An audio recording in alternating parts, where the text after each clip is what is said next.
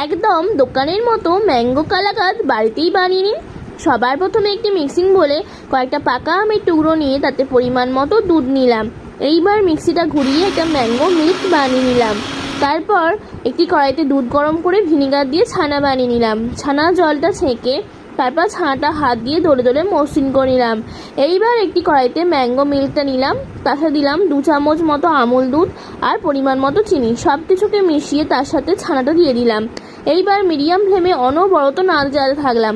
যতক্ষণ না রস ভাবটা মরছে ততক্ষণ নাড়তে হবে। মিষ্টির পাকটা হয়ে গেলে গ্যাসের ফ্লেমটা অফ করে ঠান্ডা করে নিচ্ছি। এইবার একটি চৌকো শেপের কন্টেনারের মধ্যে সন্দেশটা দিয়ে খুন্তি দিয়ে চারিদিকে স্প্রেড করে দিতে হবে। তারপর একটি স্প্যাচুলা দিয়ে চেপে চেপে সমান করে দিতে হবে। এইবার ওপর থেকে কয়েকটা পাস্তা বাদাম কুচি ছড়িয়ে দিতে হবে। তারপর ছুরি দিয়ে পিস কেটে নিয়ে ফ্রিজে 2 ঘন্টা মতো রাখলেই রেডি আমার ম্যাঙ্গো কালাকাঁদ।